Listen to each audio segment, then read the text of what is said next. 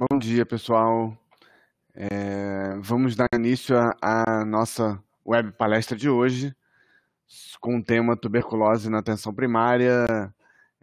Estamos recebendo aqui no Núcleo Telesaúde o professor Luiz Fernando Borja, grande parceiro, médico de família e comunidade, trabalha na Policlínica do Tucumã, é professor da Universidade Federal do Acre e da Uninorte, e é preceptor do Programa de Residência em Medicina de Família e Comunidade aqui do Acre. Então, temos muito prazer em receber o professor Luiz Fernando, que vai, então, iniciar com o tema tuberculose. A palavra está com você.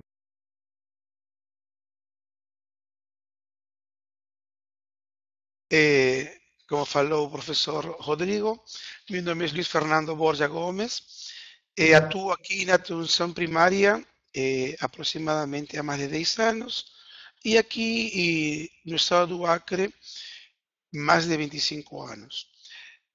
Fui convidado nesta oportunidade para poder conversar respeito a um ponto muito importante, a uma situação muito importante que nos deparamos dia a dia na atenção básica, na atenção primária, que é a tuberculose.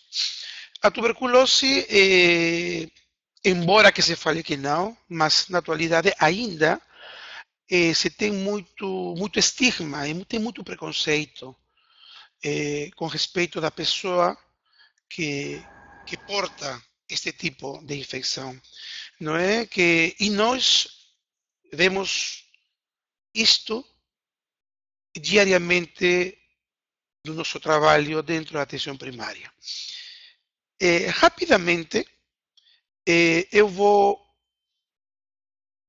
falar para vocês, assim rápido, não? Porque o importante é falar sobre a atenção primária, não? A tuberculose na atenção primária, rapidamente para ter uma ideia como que no tempo, na história, a tuberculose existe conosco, não é? A tuberculose, dependendo do tempo, do momento, foi chamado de muitas tipos de sinónimos, como falavam de doença tísico, peste branca, mal do peito, depende de cada cultura, era denominado pela sintomatologia ou a sinologia do paciente, era chamado de determinado tipo de sinónimo esta doença. ¿No? Esta doença, pues, uma doença milenária.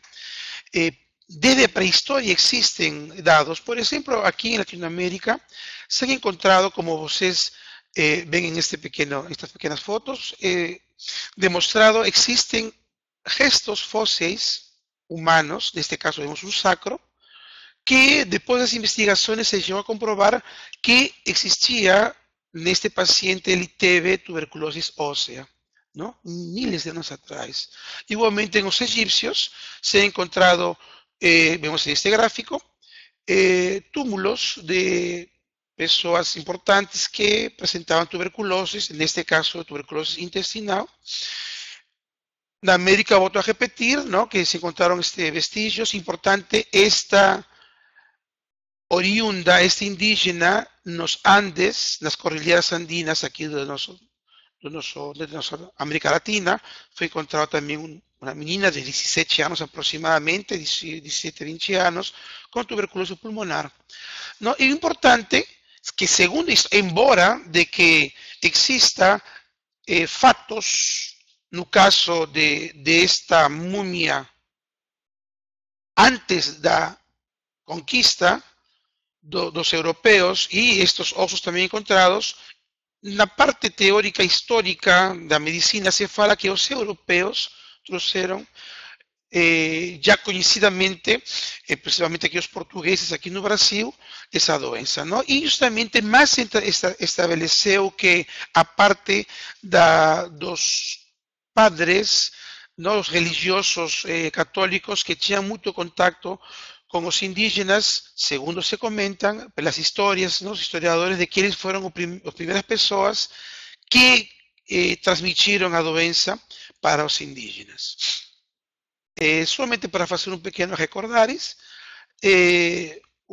a tuberculose, não? Uma doença causada por esta por este bacilo, este Mycobacterium, principalmente atinge os pulmões, não? Pelas vias aéreas, que é o meio de transmissão, e é de muita importância na relevância na saúde pública. Por quê? Porque de nós vai depender a manutenção ou não desta cadeia de transmissão. Por los estudos, ¿no? Definitivamente se ha comprobado que está relacionado con la convivencia en lugares fechados, ¿no? Y pela mucho aumento de personas conviviendo en lugares pequeños.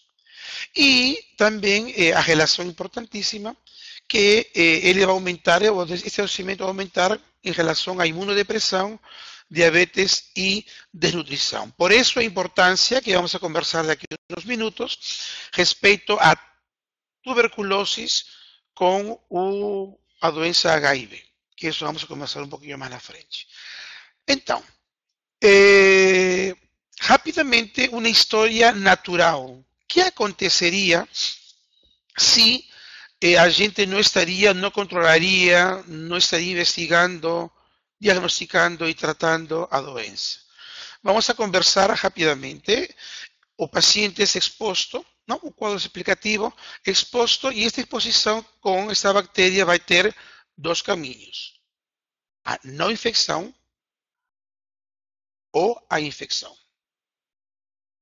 Se a pessoa chega a ser infectada, vamos a ter dois tipos: ou permanece infectado e não vai acontecer nada, ou os 5% de aqueles pacientes vão apresentar o que nós chamamos a tuberculose primária, geralmente acontecido em menores de 5 anos.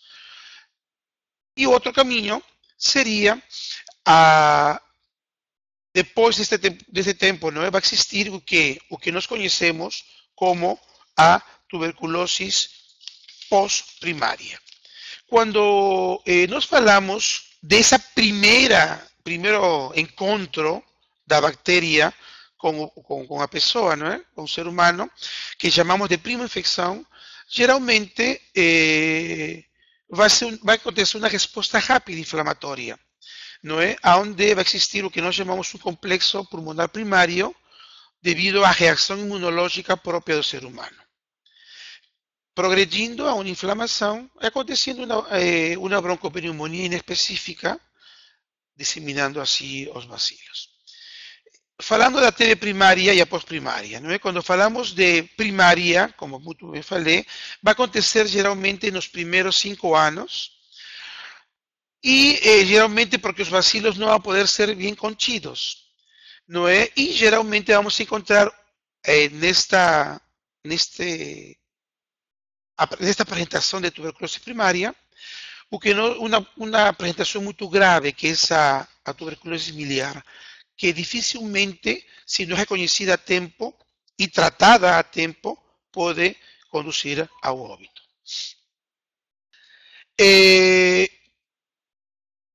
Avançando um pouco mais, antes de falar do diagnóstico, queria colocar o seguinte, não é? Que é importantíssimo, para saber um diagnóstico importantíssimo, é o que? Conhecer o início da doença. Conhecendo o início da doença, a gente pode intervir, claro, nesta cadeia de transmissão. Por isso, agora fazendo o link e falando com respeito à atenção primária, é importantíssima que toda a equipe de saúde de família deve de estar treinada para reconhecer este tipo de pacientes. É importantíssimo. Especialmente quem trabalha dia a dia com a comunidade, que são os agentes comunitários de saúde. Que eles são aqueles que nos fazem o link necessário de nós, equipe de saúde, com a comunidade. Em forma geral, quando nós falamos de poder ter uma ideia sobre os sintomas, os sinais da tuberculose, primeira coisa que sempre devemos ter em consideração é aquele paciente que tem tosse e expectoração por un período de 3 semanas o más, geralmente conhecido como un sintomático respiratorio. Todo paciente con 3 semanas a mais de tosse mais expectoração, a gente debe, aliás, estar pensando que podría tratar de un problema de tuberculosis. Mas, lógicamente, y nunca esquecer que esto siempre ven en un contexto geral do paciente. ¿Cómo un contexto geral do paciente? Porque siempre va a depender do hospedeiro. O hospedeiro se tem uma boa alimentação, um hospedeiro se tem ou não comorbidades, um hospedeiro se tem uma boa ou não resposta imune para com o agente externo, neste caso esta bactéria. Então, definitivamente é importante a investigação dos pacientes suspeitos, não é? E fazer o seguimento de que dessa história do contato que pode ter com a doença, principalmente seja no trabalho ou com contactos familiares. Então, no diagnóstico, principalmente nós temos, se fala da baciloscopia, cultura e raio-x de tórax. Mas antes de todo isso, e aproveitando o momento que estamos trabalhando na APS, quando falamos de diagnóstico e estamos falando de um paciente que nunca teve tratamento de tuberculose, nunca teve suspeita de tuberculose e encontra-se conosco na consulta com essa queixa de 3 a mais semanas de problemas de tosse com expectoração, o primeiro que a gente pode fazer, que nós temos na rede pública, não em todas as unidades, claro, mas nos centros de referência, nós temos o teste rápido.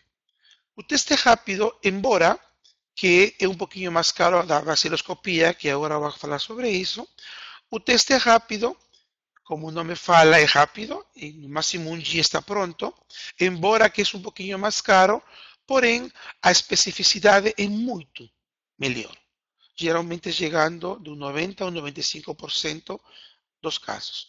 Então, segundo o que nós fazemos é paciente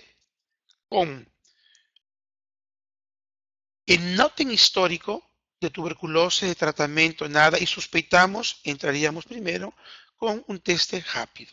Ah, mas não temos teste rápido, não moro no interior, só temos UBS e temos outro tipo de diagnóstico, então utilizamos a baciloscopia.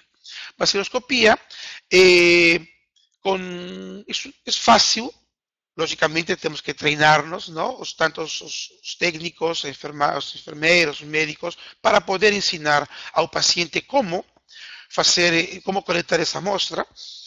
É muito barato fazer este tipo de procedimento e se recomendam 2 amostras.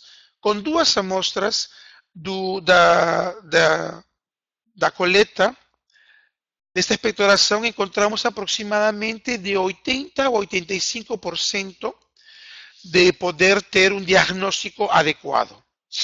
Então, é importante, não é?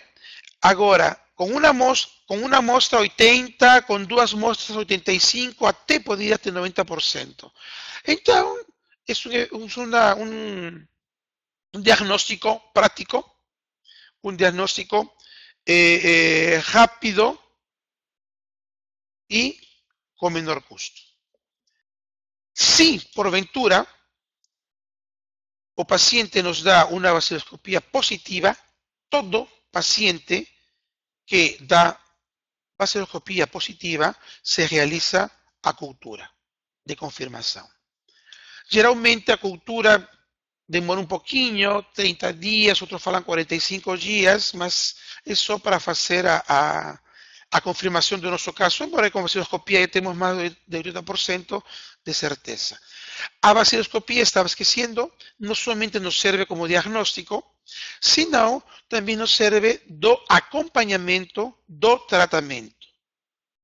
Mensalmente devemos de fazer a baciloscopia do nosso paciente.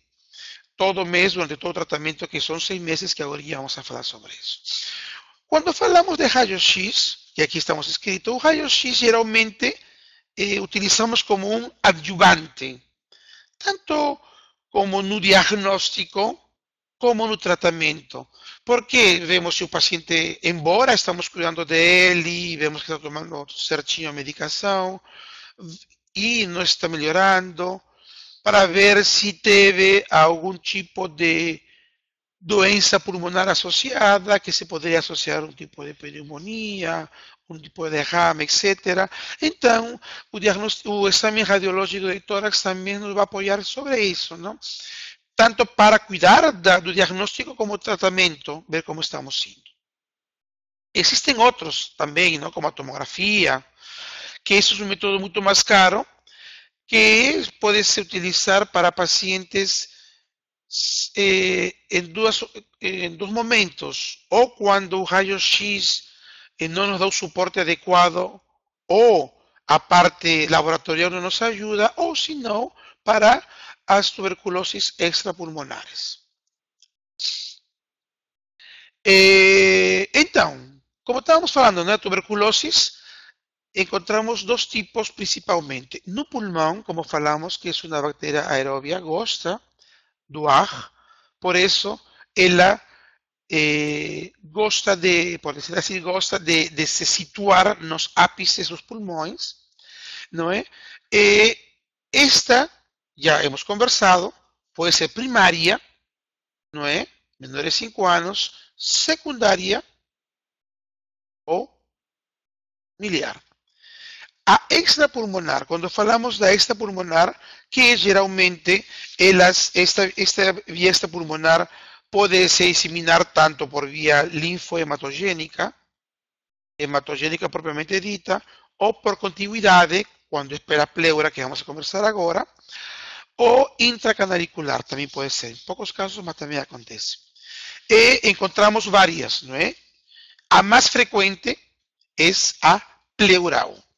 Não é? Interessante que na pleural até geralmente associada com uma tuberculose pulmonar, mas se fosse somente uma tuberculose extrapulmonar pleural, por ela mesma, embora que encontremos a febre vespertina, mas nós não vamos encontrar uma tosse produtiva, mas a dinâmia, a sudorese noturna e a perda de peso sim vamos encontrar. Interessante que existem casos que mesmo com o tratamento, mesmo sem o tratamento, esta tuberculose pleural extrapulmonar pode ter uma resolução espontânea.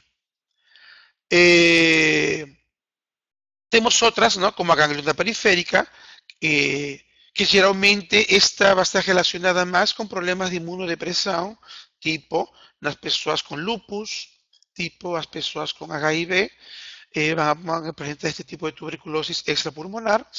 E temos outras, não? Em comprometimento meningoencefálico, que se pode se visualizar mais em crianças, urinárias, ósseas, oftálmicas, miliar, praticamente em qualquer um órgão do nosso corpo a tuberculose pode atingir. Sobre o tratamento. Conhecido que 100% dos casos novos, importante aclarar isso, novos, que falei agora, não? Que nunca tiveram contato, nunca tiveram diagnóstico, primeira vez que vão no médico com respeito a esses sintomas, todos os casos novos têm 100% de cura, sensíveis aos medicamentos. Os princípios básicos, não? Como vocês estão vendo aqui na projeção, são esses 4 medicamentos que se utilizam, não é? Na primeira fase ou na fase intensiva, 2 meses, que são 4 medicamentos, e na fase de manutenção, que são mais 4 meses, 2 medicamentos. A importância deste esquema básico são os excelentes resultados que nós vemos na atenção primária. Por quê? Porque é um comprimido que vai conter aqueles medicamentos. Isso aumenta que a adesão ao tratamento, não é? Então, aumenta a adesão ao tratamento e, logicamente, vai aumentar o sucesso terapêutico. Aqui no Brasil, como todos nós sabemos, o tratamento é gratuito e o mais importante, eu vou fazer uma pequena extensão, dilatar um pouquinho mais, com respeito ao tratamento diretamente observado, que é aquele que nós que trabalhamos com a APS, nós estamos dia a dia. Quando falo de tratamento diretamente observado, primeiro eu lanço a vocês que estão me assistindo duas coisas importantes, não é? Primeiro, por que é importante a tuberculose? Este problema de tuberculose, quão importante é dentro da atenção primária de saúde? Quão importante seria? E segundo, descentralizar esta atenção à saúde da tuberculose para a atenção primária vai contribuir mesmo para aumentar o diagnóstico e dar uma boa qualificação ao acompanhamento do paciente. Não são duas coisas que, não agora, sino muitos, desde finais do século passado, sempre se falava sobre isso. Nossa labor, nosso cuidado para com o paciente de uma doença fácil de tratar, porém, que segundo estatísticas, ela, se não é tratada adequadamente, ela mata. E os índices são mais altos que outro tipo de infecções que na atualidade estigmatizadas, tipo HIV ou outras. A tuberculose, se não é muito bem cuidada e diagnosticada a tempo, simplesmente o nosso paciente vai chegar a óbito. Então, por que é importante implantar na atenção primária o cuidado da tuberculose? Porque, primeiro, ¿no? Para buscar, ¿qué cosa? Disminuir o número de casos na comunidade. E essa diminuição, como eu vou diminuir os casos de tuberculose na minha comunidade? Primeiro, não, da prevenção primária, que é importante que nós façamos na atenção primária, da prevenção, como vou me prevenir para esse tipo de doenças, com tanto investigando os contatos, fazendo atividades educativas, tanto na comunidade, centros comunais, escolas, etc. Segundo, como diminuir esse caso? Fazendo diagnóstico precoce. E como eu faço diagnóstico precoce? Eu vou fazer, como falamos, resgatando, fazendo uma busca ativa daqueles pacientes sintomáticos respiratórios. Outra coisa, descentralizando o que? O esquema básico de tratamento para eles, para o paciente tuberculoso, para não estar se mobilizando de um lado para outro, ou não tem condições econômicas até para pegar um transporte, para poder pegar a medicação em outro lugar. Então, para poder ter um sucesso adequado no tratamento. Também o que? Para diminuir a taxa de abandono do tratamento. Mais importante para mim, porque nós da UBS, nós que trabalhamos no módulo de saúde, estamos ao lado com os agentes comunitários, estamos ao lado com a equipe de saúde da família, trabalhando de porta em porta, trabalhando na comunidade para saber e cuidar de todo tipo de doenças, principalmente falando agora da tuberculose. E, claro, por isso, esse negócio de atenção primária, nunca deixando de que da coordenação promover o quê? O tratamento interdisciplinar. Psicologia, enfermagem, educador físico, assistência social, fisioterapia, tudo isso ¿Para qué? Para poder disminuir ese número de casos. Vean qué interesante, vean que aparentemente simples, mas às vezes ni se pensa en hacer eso, ¿no? Son cosas que construimos juntos para poder realizar eso. E então, para isso devemos ter metas, não é? Metas, temos que ter objetivos, pontos adequados para poder dizer assim, podemos diminuir. Então, para isso, pelo menos, devemos ter que coisa, 70 a 80% dos pacientes sintomáticos respiratórios, poder acolher a eles, poder ensinar a eles, poder orientar e dirigir a eles a realizar os exames respectivos. Outra coisa importante, pelo menos de todos os pacientes, pelo menos ter um 90% de diagnóstico, seja positivo ou negativo, mas pelo menos 90% dos meus pacientes que eu estou investigando, para poder ter uma meta adequada, ¿no? Para alcançar uma meta adequada. E, por estatística, por estudos, pelo menos um 85 a 90% dos meus pacientes poder ter uma cura adequada. Junto a isso vem o quê? Vem a tentar reduzir as altas de abandono, que agora vamos a falar sobre o tratamento observado. E isso, logicamente, vai junto ao quê? Se eu faço junto esse tratamento observado, diminuo o abandono, diminuo as mortes e os níveis de saúde, logicamente, melhorariam muito na minha comunidade. Então, quando falamos do tratamento, diretamente observado, é aquele tratamento que a equipe vai estar acompanhando ao paciente. Existem várias estratégias para poder que exista esse tratamento diretamente observado.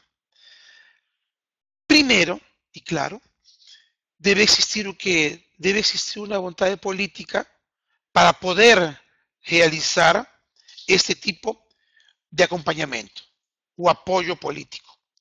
Segundo, depois de fazer uma detecção de cada caso da baciloscopia positiva, poder fazer um cadastro de acompanhamento com o respectivo ente comunitário, ou se não tiver, o próprio enfermeiro ou até o médico, poder estar ao lado de fazer este tratamento observado.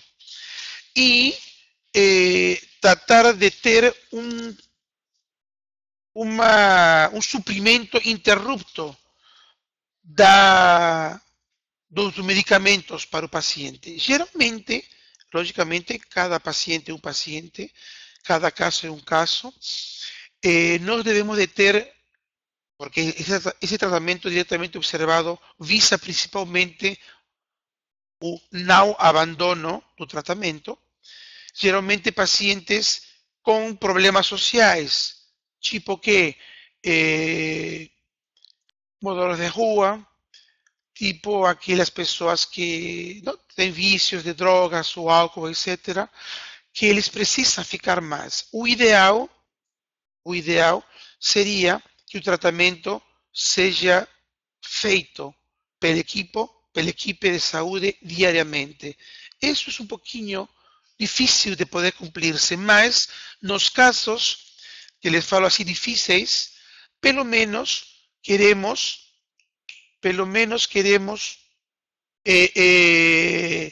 de 2 a 3 vezes por semana.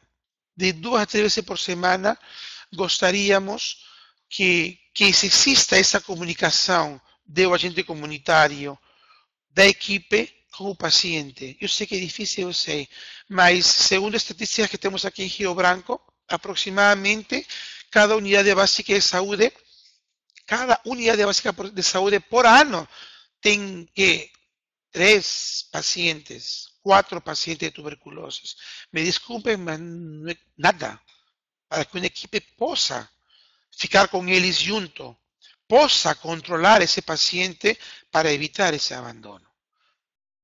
Em pacientes com um pouquinho mais de responsabilidade, se cabe o término falar isso, se preconiza que um tratamento observado uma vez por semana, que o paciente esteja presente conosco, que cada semana agente comunitário ou uma pessoa da equipe possa estar indo na casa, possa estar vendo as pessoas que convivem com ela, para poder ver se verdadeiramente o paciente está tomando essa medicação.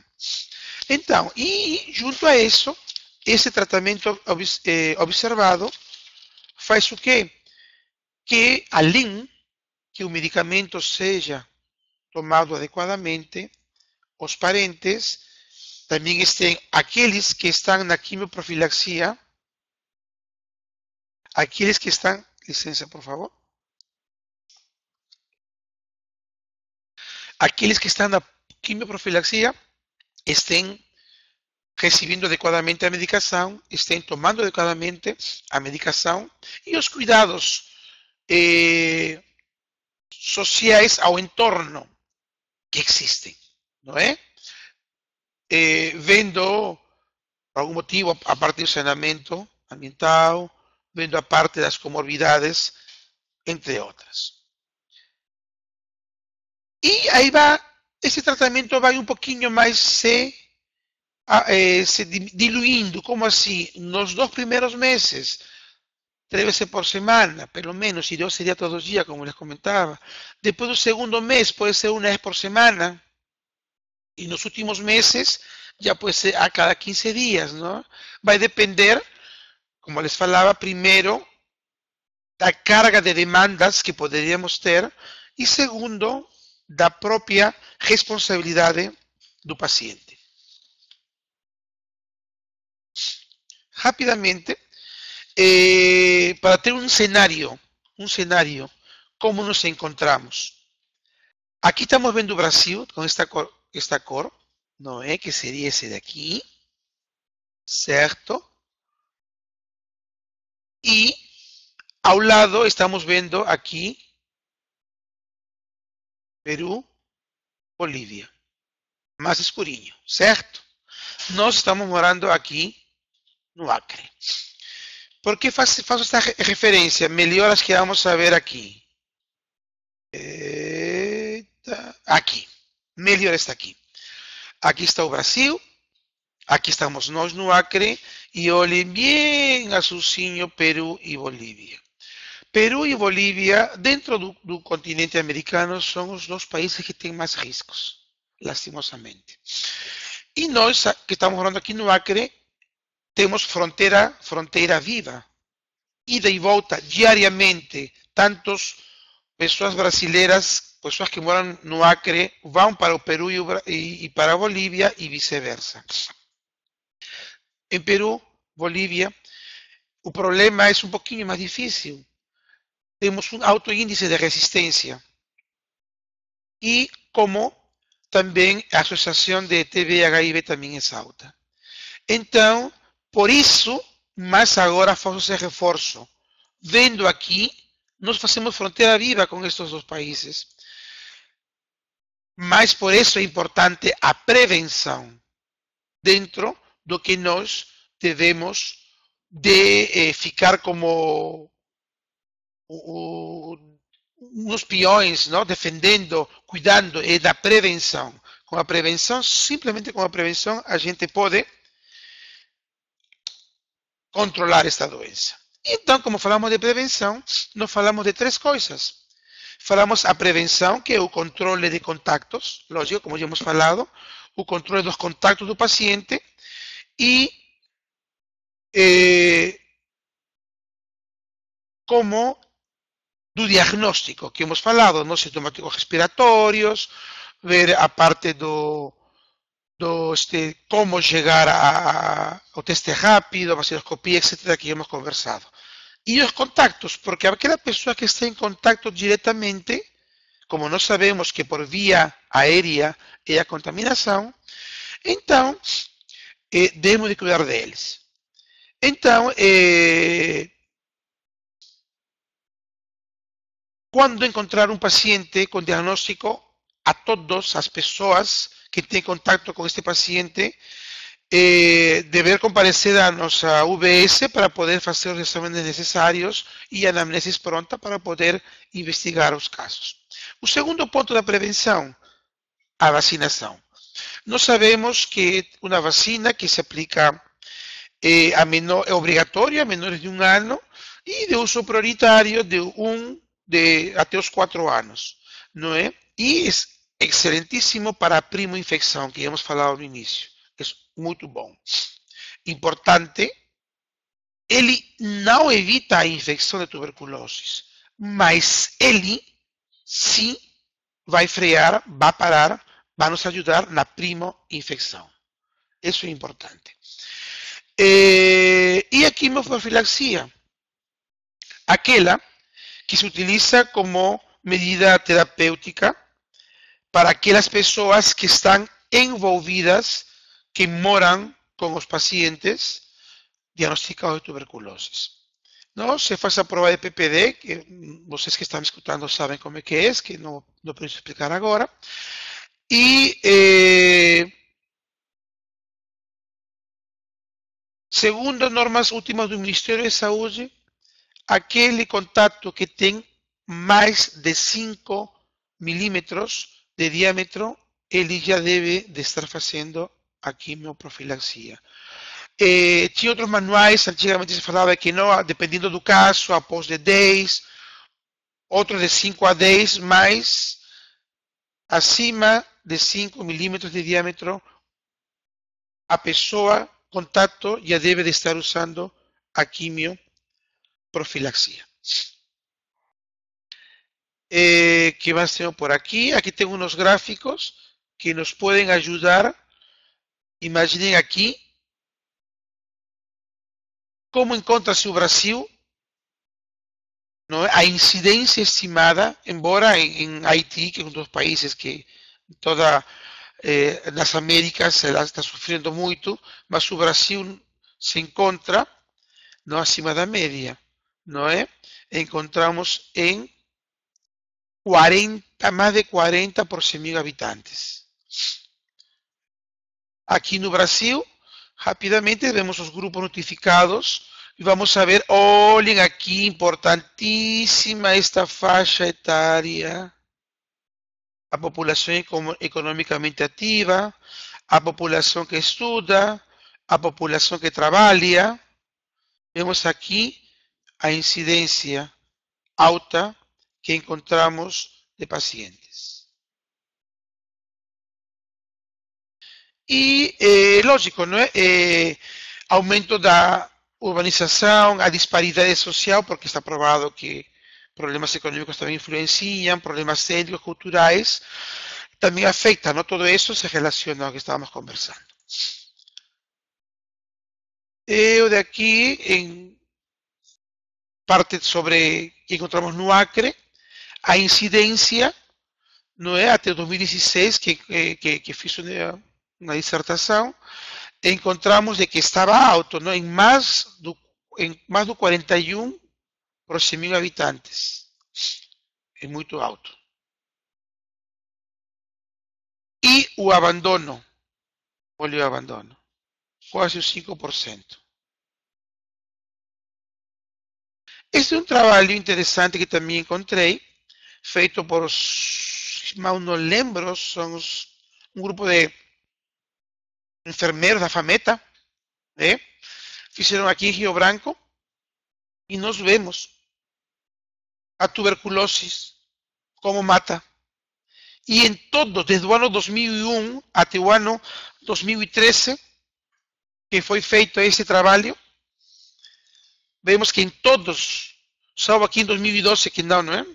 Pode ser sob notificação, não sei, mas em todos os casos de que a tuberculose é maior índice de morte.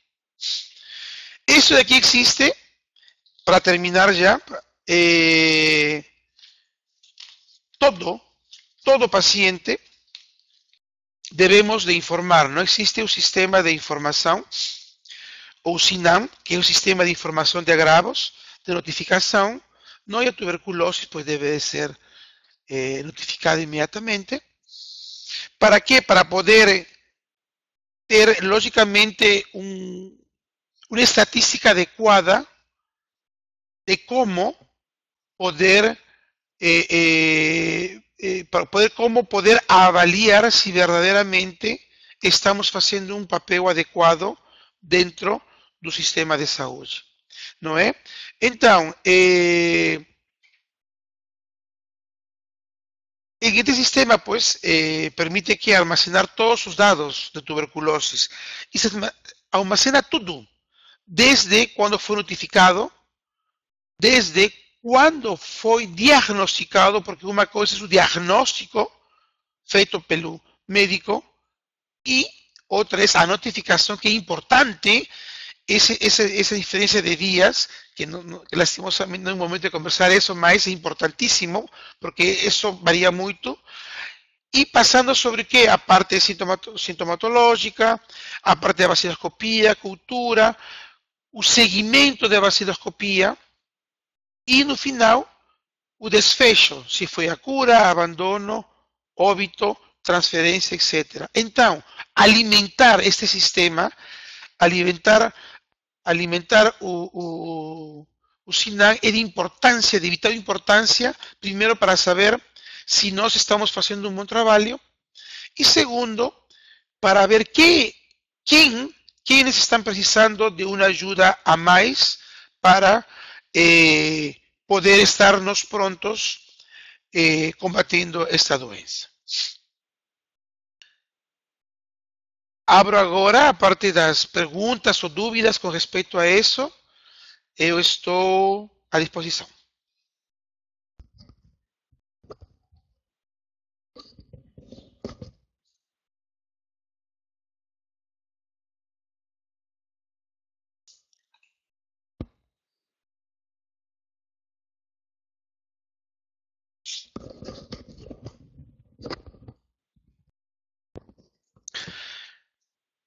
Sí. Tem uma pergunta interessante, não é? Sobre o teste rápido. O teste rápido é realizado, primeiro, o material do teste rápido é o mesmo material que se coleta para a vaciloscopia. É o mesmo, não tem outra, não se preocupe não, que eu vou falar para o paciente como se faz, vai ser o mesmo. Primeiro, aproveito e já fazemos a parte do como se coleta, né?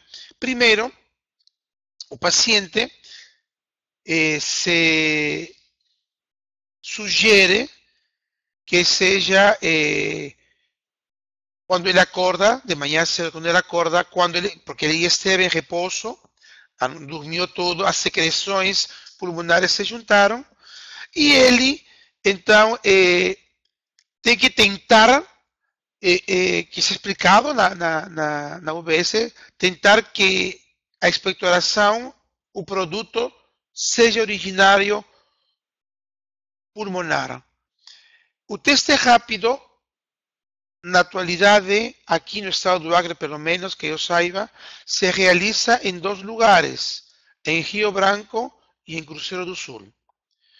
O teste rápido é os centros, as URAPs, os centros de saúde, os policlínicos, recebem o material, no mesmo dia é encaminhado no CAGI, que no CAGI é feito este procedimento, e em 24 horas o CAGI emite a resposta.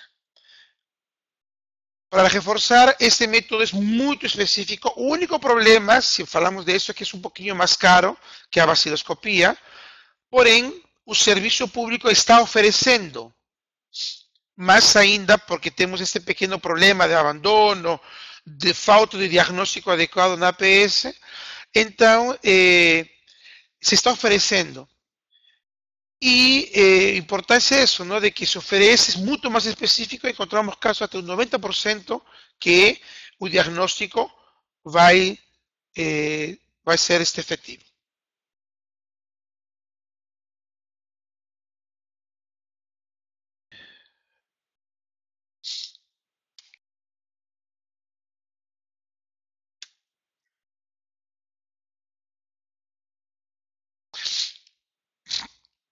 Então,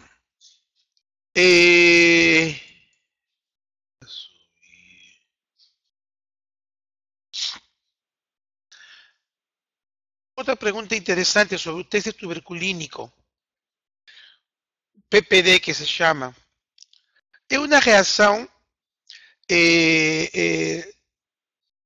intradérmica que geralmente a leitura se faz após de 72 horas. Não? A técnica, bom, tem um treinamento lógico, porque deve de ser colocado intradérmico. Se por questões de insegurança ou não adequado tratamento é colocado na subdermis, o resultado vai falhar. Tem que ser intradérmico. Então, após de 72 horas, se faz a leitura com uma régua, não é? E se procura o diâmetro, porque ele vai formar uma pápula na parte, não sei se aqui tem um desenho, eu acho que eu não tenho, não. Acho que eu não tenho, não. Vai se formar uma pápula no lugar onde aconteceu, onde se realizou a inoculação. Aqui deve de ter. Não, não tenho, não. Não tenho. Onde vai acontecer, onde se realiza a aplicação e, dependendo do tamanho desse diâmetro, a gente vai começar a prevenção, a quimioprofilaxia. Como assim? Menor de 5 milímetros, a gente, dependendo da idade, não é? Vai ficar expectante. Estamos falando de contactos, logicamente, não? Porque estamos falando de tuberculose. Quando é acima de 5 milímetros, deve-se, sim, começar o tratamento de quimioprofilaxia. Aonde que fazem PPD? O PPD nos centros de saúde, as pessoas realizam o PPD. Eles estão, aí temos, lastimosamente nas unidades não se faz porque também eles não têm os reativos adequados, não é? Mas neste caso, estamos falando aqui do Acre, centros de referência como o do Barral, lá se faz, tem um ponto específico onde se realiza e não, geralmente as URAPs, centros de saúde, realizam o PPD. E, com respeito à população indígena, uma pergunta muito interessante. A população indígena, toda a população indígena, eles têm seus próprios agentes comunitários, que se chamam agentes de saúde indígena, não? Agentes de saúde indígena. Eles, previamente, são treinados dentro de todo o que se refere às doenças e acompanhamento. Quando ao agente de saúde indígena, ele é treinado para vigiar as pessoas que moram com ele na tribo, não, respectiva deles, para que ele faça o acompanhamento. Se vê pacientes, se vê da comunidade com 3 semanas de tosse, é recomendado imediatamente trazer esse paciente para a uma unidade de referência, a um centro de referência, para realizar a baciloscopia. Se é a primeira vez, fazemos um teste rápido E dependendo de isso, se já dá um problema de tuberculose, imediatamente é chamado a todas as pessoas que têm intimidade, que moram juntas, que compartilham juntas a vida, para todos eles fazer o teste do PPD.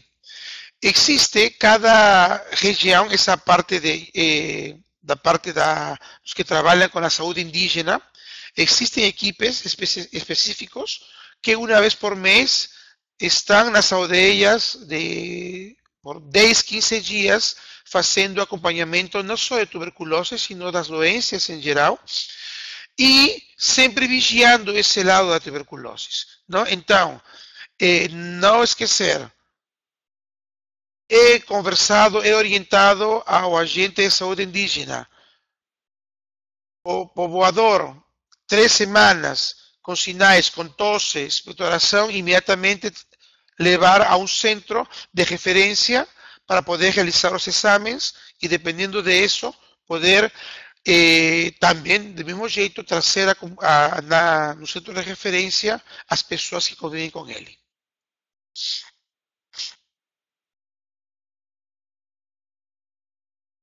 Voy a abordar qué dice aquí.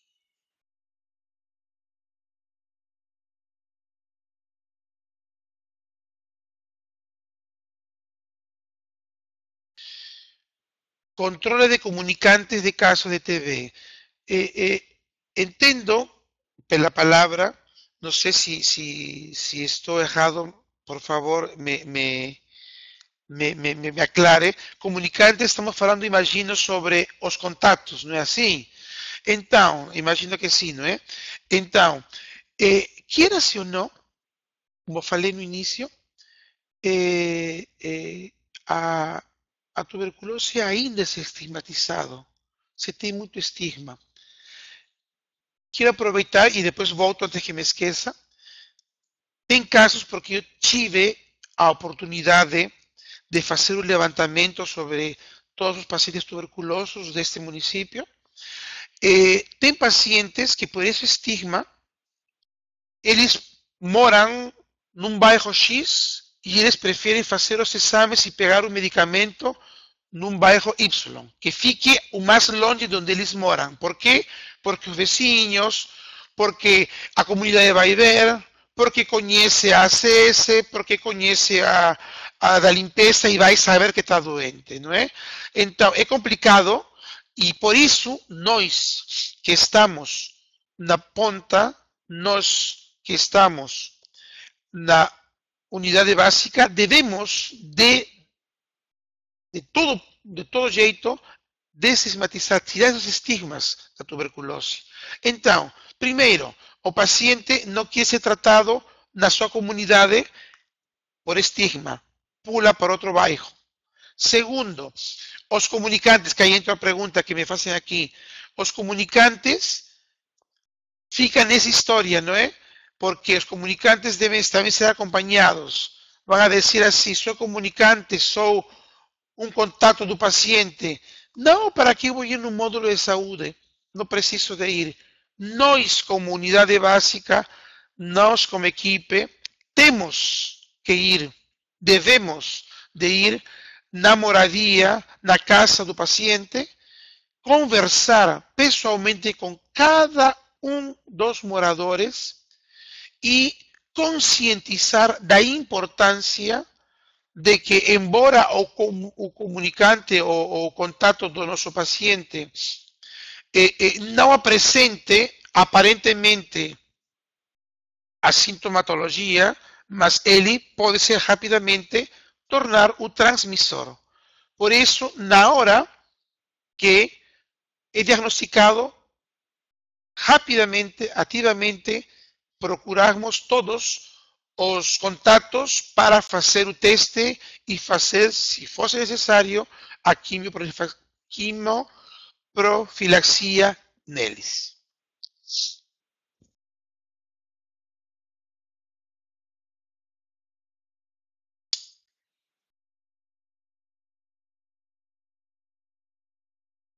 Muito obrigado, Marta, por a tua pergunta.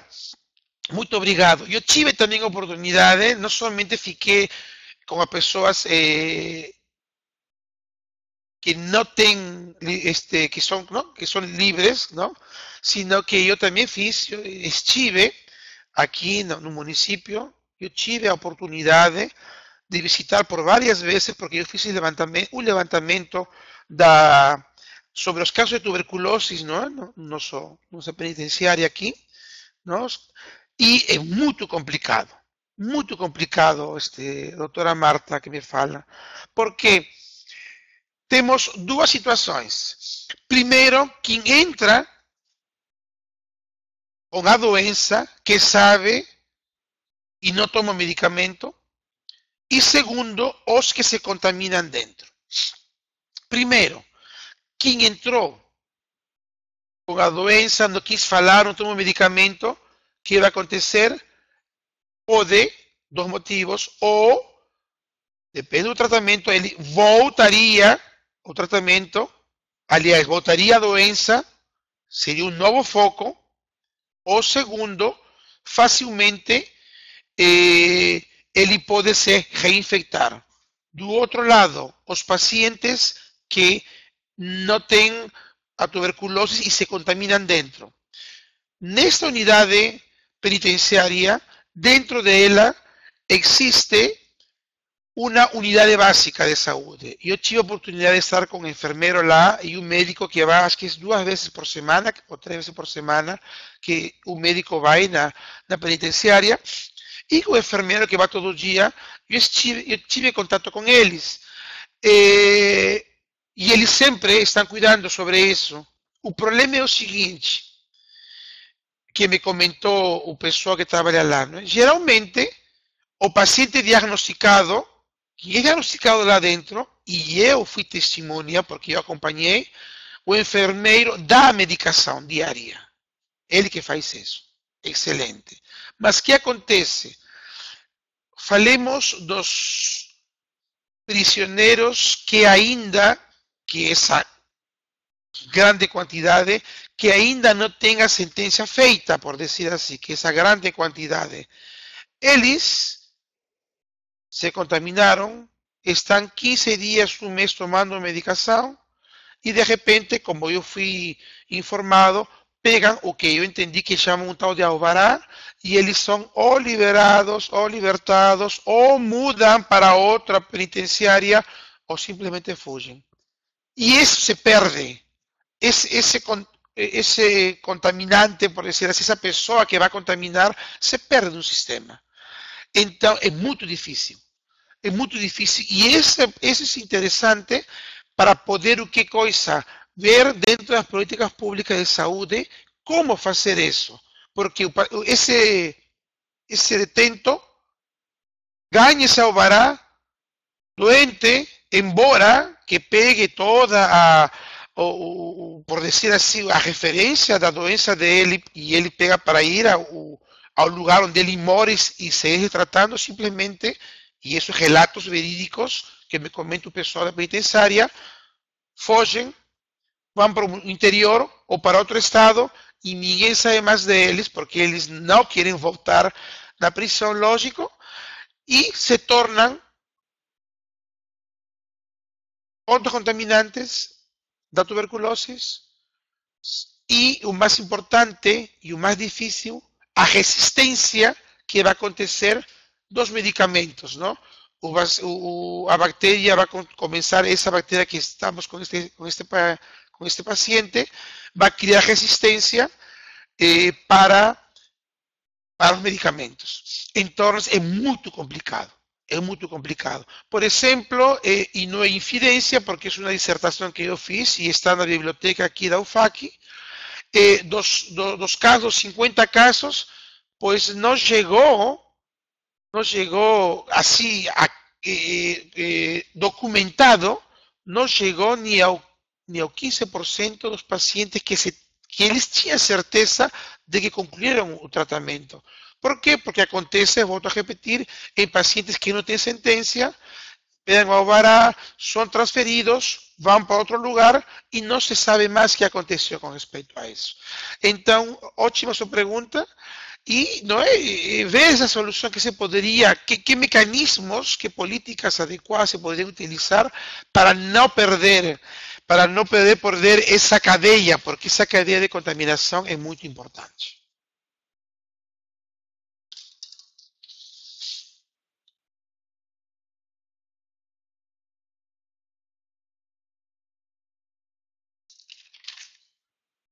Sim. Então, pessoal, muito obrigado pela atenção. Pessoal, gostei das pessoas que interagiram conosco na internet, perguntaram, é muito importante, por favor, a minha recomendação final. Todos nós que trabalhamos na saúde, médico, enfermeiro, fisioterapeuta, psicólogo, assistente social, ACS, agentes comunitários mais importantes, todos, comunidade, escolas, universidades, todos nós devemos de ficar de olho, cuidar, prevenir-se. Tudo bem, nós sabemos que em termos mundiais tem doenças mais severas e que estão, não é, na mídia e tal, tipo HIV e tal, mas a tuberculose é uma doença tão fácil de diagnosticar por qualquer pessoa da saúde, medicamento de graça, cuidar de nossos pacientes, incentivar a comunidade, incentivar a nós, população da saúde, para que esta doença, porque segundo, não é utópico, não é utópico, mas o que se quer, segundo as propostas da OMS e tal, que para o ano 2030 radicalizar a tuberculose do mundo. Não quero ser tão utópico, é difícil, não impossível. Mas vamos a lutar juntos para isso, tá bom?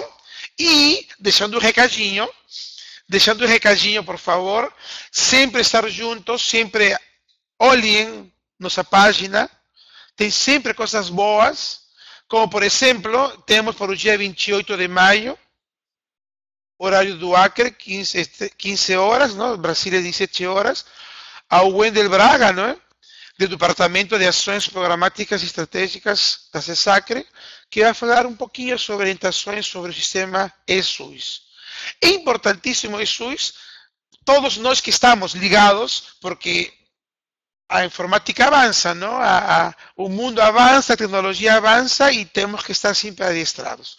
Muito obrigado pelo seu tempo, muito obrigado ao professor Rodrigo, dar-me este espaço, era 40 minutos, me passei da hora, falo um pouquinho mais, mas muito obrigado por tudo, professor, muito obrigado à equipe que está aqui conosco pelo apoio, e quando precisarem, estou por aqui. Muito obrigado. Muito bem, Luiz. A gente aqui agradece a sua disponibilidade e a brilhante palestra. Então, pessoal, encerrando a web palestra de hoje, chamando para a próxima, que é na próxima terça, agora, no nosso canal de Gestão e Vigilância em Saúde, com as orientações sobre o sistema eSUS, que é uma das coisas mais importantes aí em relação à gestão da atenção primária nos tempos atuais. Um abraço a todos e até terça-feira.